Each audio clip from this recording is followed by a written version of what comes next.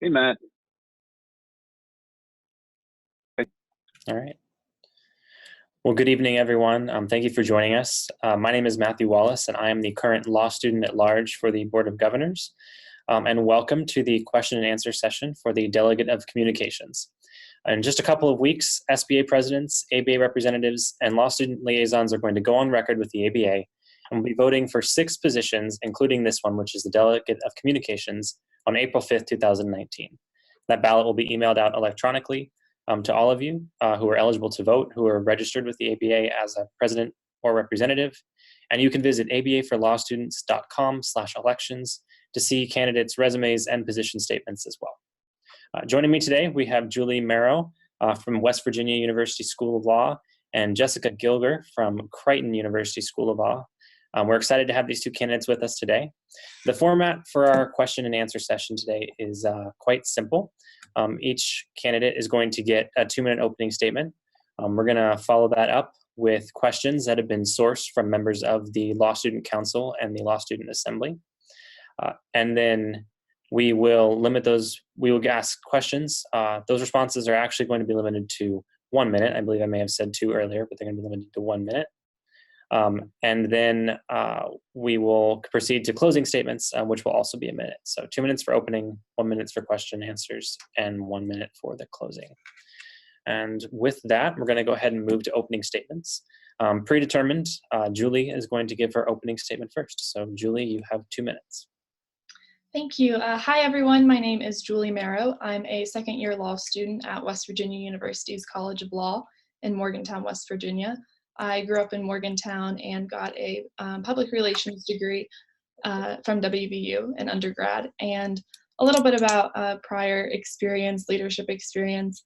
I'm currently the Vice President for Graduate and Professional Student Affairs for WVU Student Government and the Treasurer for the class of 2020. So I'm not involved with the Student Bar Association at our school, but we get to work with them a lot, which is a great experience. And in undergrad, I served as student body president and worked with student governments from all of the Big 12 schools and several other schools across the country. So I've done a lot of press and PR work, different internships, and I was really excited about this opportunity with the student division when I learned about it, because I've been hoping for and looking for a way to tie in my media and public relations background with my legal career. And so I think this is a great opportunity, and I'm very grateful for the nominating committee for selecting me to be a candidate, and I'm happy to be here.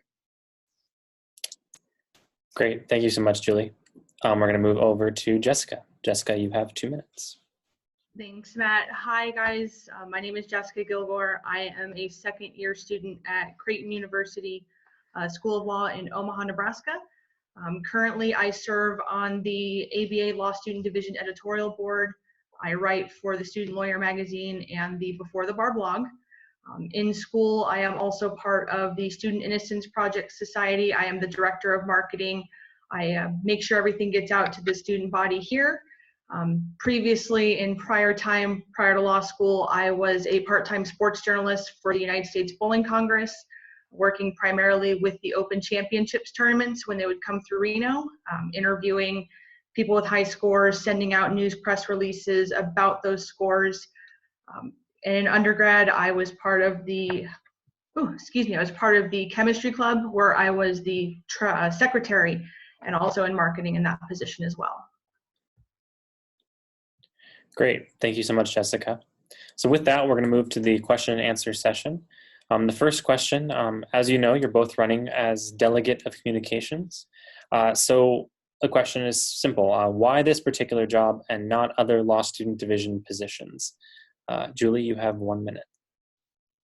Sure. So I think I hit on this a little bit in my opening statement, but I think that media, press, communications is really essential to every organization. It's sort of what makes the difference between what's a good organization and what's a great one, with how well you communicate the press that you get out and how well you communicate internally and externally to your audience. And I thought that this was a great way to tie in the legal profession that I'm going into with the public relations background that I have, and I think it's an essential position to the organization and the law student division, and it's a really great opportunity to work with all of the different groups involved in the student division.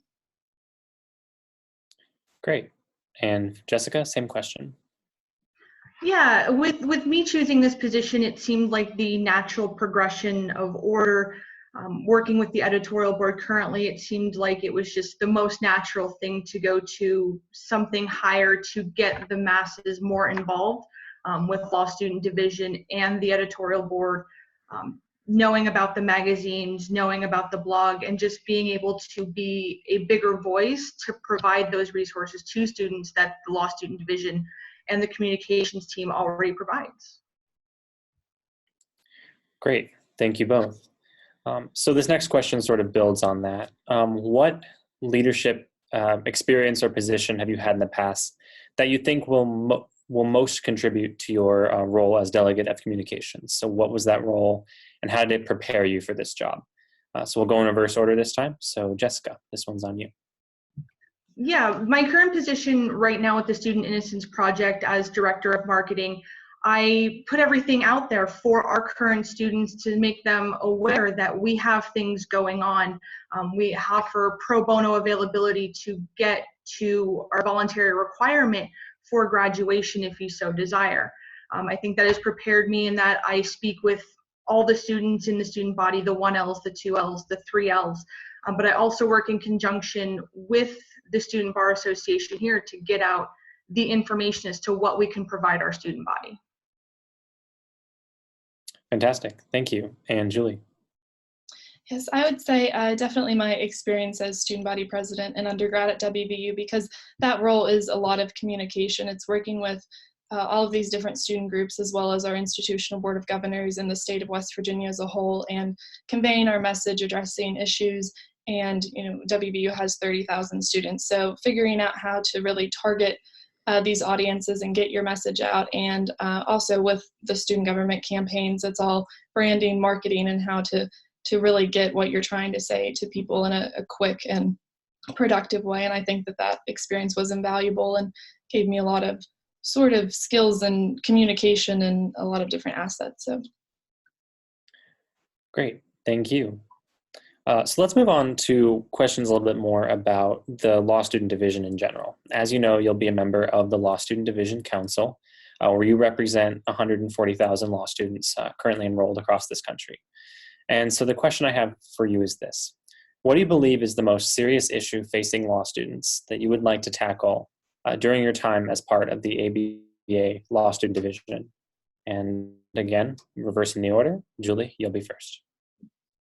Sure. I would say just all of the issues that law students are facing. At the end of the day, we're here to get jobs. And I think students get so bombarded with different resources and ideas, and there's so many different types of law, and they're not really sure how to find their way sometimes. So I think better communicating different opportunities that the student division offers and the connection to the ABA and how to sort of utilize these resources and really pinpoint what students are dealing with as far as student loans, mental health, all of that, and tie that into the big picture, which is getting a job and having a good career and something that you're passionate about. And so I think that sort of overall, the overarching thing is the jobs, but there's a lot of small things that go into that students are facing every day. Great, excellent, thank you. And Jessica, same question. Yeah, for me, I feel that the biggest thing that's not addressed in terms of law school in relation to law students is absolutely the mental health aspect of everything. Most students don't know about lawyer assistance programs and how they can help you as a law student, and think that those are generally for just practicing lawyers. Some don't even know about them at all. I think the stigma behind mental health needs to be tackled and needs to be addressed more as a community in a full scale, instead of just this school talks about it, that school talks about it, but my school doesn't. I want everybody to say, I know what I can do at the end of the day if this were to happen to me, because mental health starts in law school and continues throughout your career. That's very true. So we'll move on to questions that are a little, well, let me go back. I do have one more question about the Law Student Division in general. What is your understanding of the time commitments associated with this position? And do you have any other commitments that might also be taking your time next year, and what priority will be given to your ABA position? And again, reversing the order. Jessica, you'll be first. Yeah, my understanding from reading everything was a minimum of 10 to 15 hours per week, including travel to the council meetings in Chicago, the ABA mid-year meeting, the ABA annual meetings each August. Currently, as a 2L, I actually did find employment. I'm working as a law clerk for a solo practice who understands the importance of school and my commitment to school. So with that and my schoolwork, the ABA would be the next highest priority behind life. But it wouldn't be to where I can't do something. I am always available. My editors even know that if there's anything they ever need help with, I'm always around and they can always call me. So it's nothing that I wouldn't put at the forefront behind school studies. Excellent. And Julie, same question. Yes, well, as Jessica said, we were told it was a 10 to 15 hour a week minimum, and so I was prepared for that sort of commitment. And next year I'll have some classes. I'll be doing one of our pro bono law clinics through the school in a graduate assistantship with Title IX's legal department. But I think that this, won't be an issue time commitment wise, and it's also a great opportunity. And I think it'll be great to be able to do some legal work with the media side and the student division sort of outside of just the small realm of school. Great, thank you. So let's move more to the position-specific questions for the delegate of communication. So as you know, you'll be responsible for things like the Law Student Podcast, the Student Lawyer Magazine, Before the Bar blog, etc. So what ideas do you have for our publications like the podcast, the magazine, and the blog that you would like to implement next year if elected? Again, reversing the order. Julie, you'll be first. Sure. So my sort of platform that I've been going with is 3 simple points. It's promote, increase, and develop. And so really promoting the student division, and I think this could be done with a big push at the beginning of school, especially first year orientation, and encouraging, SBA presidents and ABA representatives and current student members at their schools to make clear all of the benefits and opportunities that the student division offers. With increasing, that's increasing our social media presence and our followers, and really incentivizing students to follow these platforms, as this is your source of information through the student division. And then develop is developing relationships with schools who haven't been as heavily involved with the student division in the past. So you could target these schools with the contact list and such, and figure out, maybe why they haven't been involved in the past, and build these relationships to try to get them more involved in the future. And all of this can be done through the blog, the podcast, regular episodes, bringing in special guests, and that sort of thing. Great, thank you. And Jessica, over to you. Yeah, no, I absolutely agree with Julie's premise of a more social media presence. It's something that I feel in this day and age is absolutely almost a requirement to a point, because so many students of a younger generation, that's what they know and that's what they're familiar with. It's easy for them to look in Twitter, look in Facebook. With that, I want to use those social media platforms to reach out to that student body to say, what matters to you? What do you want to read about? What do you want to know about? If students see that their friends are being featured in blog articles, Student Lawyer Magazine, and getting that word out, then more people are apt to look at those and be like, hey, check it out. My friends are included. This is important to me. This is important to our school. And I think that outreach is absolutely crucial to growing the law student division as a whole. Excellent answers. Thank you both. To sort of build on that question, obviously it's one thing to distribute the content through our publications like the podcast and the magazine and the blog, but what ideas do you have for sourcing the content? What systems would you put in place to ensure that we can generate a steady stream of engaging content that law students want to read and listen to and learn about on a monthly or more consistent basis? So how would you source that information? So Jessica, start with you. Yeah, one of my things with writing for the editorial board now that they can speak to is I'm a social media junkie to a degree. I'll admit to that. Twitter and reaching out to my fellow law students through law Twitter hashtag or law student hashtag and other friends to see, hey, what do you guys think about this? What interests you? What do you use? And what can help you in the long run? I don't look so narrowly in terms of what can I do with my friends, but I reach out to people, other schools, hey, what can you bring to us? What can we help you with? Because the focus is on the law students themselves. So what's important to them is absolutely important to us. Excellent, thank you. And Julie, same question. Sure. So as far as sourcing content goes, I think some of that you need to use a little bit of creativity and keeping up with the news, with law student news, following these different, schools, law school accounts and Facebook pages, and seeing who's using the like ABA for students or law student hashtags, and just personally, messaging those people or saying, hey, I saw you were at such and such conference, or you're working on the Innocence Project, or whatever it is at your school. Like, would you be interested in writing a short post or being featured on a podcast? And I think, a lot of that is going to be our responsibility to sort of seek these people out and of course, use resources for students that you may know from undergrad who are at other schools and that sort of thing. Great answers. Thank you both. Sort of building on that, obviously you're both familiar with the magazine, the blog, and the podcast. Is there anything that you would change or do differently as a delegate of communication? Is there any one specific or a couple of things that you think that you would want to immediately change upon assuming the role? And again, reversing the order, Julie, you'll be first. I would like to see, and this would be a little difficult to do as far as contacts go, but seeing some people who, are very successful in the legal profession. Of course, those people are also very busy, but featuring those people in a blog, or it could be something short, even that their press secretary or paralegal writes for them or something, but just sort of what the ABA has done for them, why they're involved, what their legal career has meant to them, things like that, and sort of how they have navigated, to the point through the profession to be so successful, and sharing that stuff that I think could really be inspiring and helpful to students. Great, thank you. And Jessica, same question. Yeah, I would want to start at orientation and bring it to the forefront and be present in that sense, and reach out to other schools through their systems and say, hey, can we put a blurb in anything you produce for orientation to get it started early?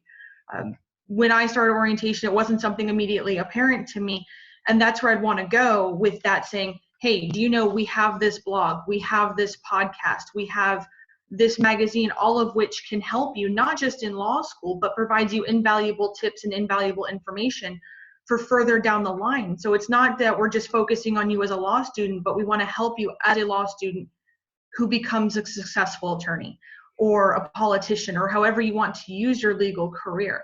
So I want to start there and then go bigger to say, we can do this for so long and so far, and this is what it will help you in the long run. Great, thank you, Jessica. You both sort of touched on this, so feel free to repeat parts as necessary. But one major priority for the Law Student Division is to recruit more free and premium law student members within the American Bar Association. How do you think we can better use ABA publications to reach more students, especially those who aren't already members? I know you both talked about orientation, so if you want to refer back to that, please do. But do you have any other specific ideas for how we can use those publications to recruit more law students into the ABA? So Jessica, you'll be first. Yeah, what I would want to see done is, if it's even possible to implement, in discussions with the Law Student Division, would be to see that the Student Lawyer magazine, for one, gets out in more publication, in more circulation, with the law school, sending it to the librarian, saying, hey, can you put this out and let your students know about it? There are a multitude of students here at Creighton who didn't know about it until they found out through my work that it was there and the blog was there. And featuring schools to say, hey, we give a shout out, this is our school of the week, or something to that effect, and this is why, to get readers interested in saying, hey, that's my school, check it out, or on this publication, which will then lead, almost like Wikipedia, you click on one thing, you're going to want to see what everything else has to offer. So to start there, to get the more clicks, to get the more readership, and bring that to the table. Fantastic, thank you. And Julie, same question.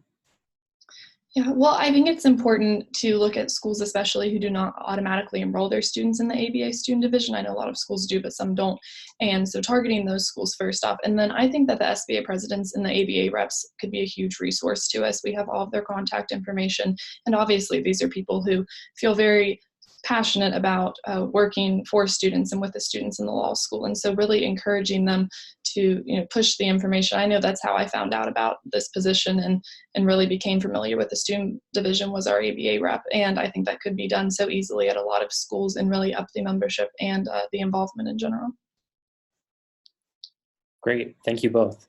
We want to move into a couple final questions here before we do your closing statements. We'd like to get to know a little bit more about you other than just the policy and questions that we have. So these ones are a little bit more fun. So what is your favorite life motto or life quote that you sort of go by every single day? And what keeps you going in that regard? So we're going to go ahead and start with Julie. I know it's a tough question, you might need a second, but you'll be first, so go ahead. Thanks. It's this slogan my dad always says, always take the high road. And I'm sure everyone has probably heard that before, but I think that's just very important. And especially in our careers as attorneys and going through law school and all of that, there can be some tension and tough times. And I think it just says so much that you just rise above whatever it is, keep your nose to the grindstone and just work hard and do what you're supposed to be doing and keep a smile on your face and just rise above whatever it is and take the high road. So that's what I try to do. And I think that it really alleviates a lot of stress and anxiety and things that could easily bring you down and sort of ruin your day. And you just sort of get over it. And that's what I think of all the time. So. Awesome. I like that. And Jessica, same question. Yeah, one of the things I think about the most is you've made it through 100% of your bad days up to this point. You're going to make it through today. Whether it's a bad day or really bad day, as they say in old school books, a terrible, horrible, no good, very bad day, you're always going to get through. And as a law student, as a lawyer, and in life in general, you're always going to make it. There's always the next day. So no matter what, you're going to make it this time because you've made it all the other times before, no matter how hard it got. I like that. That's something I might keep in mind moving forward. Good. Okay, and one last fun question before we move to closing statements. Do you have an idol or someone you look up to, a person in history or a famous, icon that you sort of keep in mind every day that sort of is something that's inspirational to you or someone who's inspirational to you? And who is that person and why? Can be relatives, historical individuals, anything like that. So Jessica, we'll start with you. Oh man, that's honestly probably going to be the toughest one because there's so many people I can look up to. I would have to say I look up to my friends who are lawyers. I can't pick just one person to look up to because they're all so great. But my friends who have been through law school, who are lawyers and work as public defenders in Minnesota or as personal injury attorneys in California, they all have something so valuable to bring to my life that I can't not look up to them and go, if I can be half as good of you as you are in anything that I do, then I know that I've done well. That's awesome. Thank you. And Julie. Sure. I think mine is a little similar to Jessica's, but the woman, Stephanie Taylor, who is the general counsel for West Virginia University, I got to work with her a lot in student government, and she's incredible. She's not very old, probably mid-30s, and has risen already to the level of general counsel at a major university, and she's very poised, carries herself so well, very, very kind, and of course works very hard, and so she embodies a lot of the qualities that I hope that I have when I'm her age, and I really respect her, and she's someone that I think I've learned a lot from and hopefully will continue to in the future. That's awesome. Thank you so much. And do either of you have any opinions on who's going to win the NCAA basketball tournament this year? Because I think my Syracuse Orange have it. Julie, Jessica? I think I have you all in the Elite Eight, or you're going pretty far in my bracket. So. There you go. I'll take it. Yeah. Jessica, any thoughts on that? I would say who, but right now, so my dad and I are in a pool together for Pride. Right now we have determined we have the same Final Four, so I can't reveal my top pick because our brackets aren't set yet, and my dad's going to watch this later, and I really don't want him knowing who I have right now. But I think your Syracuse team isn't terrible. I'm personally biased towards my Nevada Wolfpack going pretty deep on a run, but I will say that I have not a #1 seed as my top pick this year. All right, I like it. Little underdog action. Very cool. All right, so we're going to go ahead and move to closing statements. You're each going to get a minute to sort of give what I like to think of as your closing argument. Why do you want to be the delegate of communication for the American Bar Association's Law Student Division next year? So Julie, you gave our opening statement first, so I'm going to go to Jessica for the closing statement first. Jessica, you've got 1 minute. Go ahead. Well, first I want to thank everybody so much for watching this, tuning in live. Matt, thank you for being a moderator. Julie, thank you for being a great candidate to go against me here. I feel that I should be your delegate of communications because I have the experience within the ABA and the Law Student Division and working with the editorial board. I know what is expected. I know how to work in that capacity, and I will put everything I have into making the Law Student Division the best that it can be. Not as good as the year following us, but better than this year and better than years past because it's a continual building process. So I hope to have your vote. Perfect. Thank you so much, Jessica. And over to you, Julie. Last minute. Yes, well, like I said earlier, thank you to all of you and to the nominating committee for selecting me to be a candidate for this position. And it's a huge honor, and I'm very thankful for the opportunity. And I just think, how I said before, that this is a great way to tie in communications and press and the public relations experience that I have in the past, as along with the organizational and experience with law students and working with them, and with large bodies of people our age, and how to really communicate with them and make the Law Student Division even better than it already is, and improve all of our press and publications. And I think there's a lot of great things that have been done the last few years, and a lot of good things to build on. And I'm excited for the opportunity, and I would appreciate your vote and your support. And thank you for having me. Thank you. So this has been the question and answer session for the delegate of communication. Your two candidates are Julie Merow from West Virginia School of Law and Jessica Gilgor from Creighton School of Law.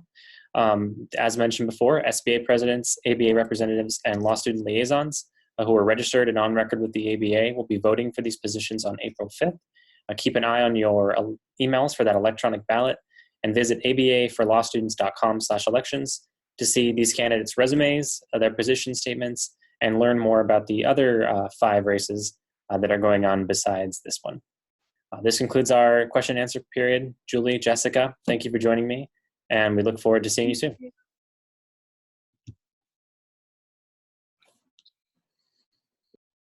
And I don't know how to stop it. Austin? Hopefully he's still there. So, okay. We're going to cut the video feed from that point forward, so we'll be good. Any questions? I know there's still people in the room, but anything else you guys have for me? Or are we good? I don't think so. Thank you. Great. Jessica, good to go? Nope, I'm good. You guys are great. Thanks. Great. And Austin, I don't know if you're still behind the, oh, there you are. Anything else? I stepped away for a second. Yeah, no, great. Okay, awesome. So we're all set. Thank you so much, ladies. And this will be up on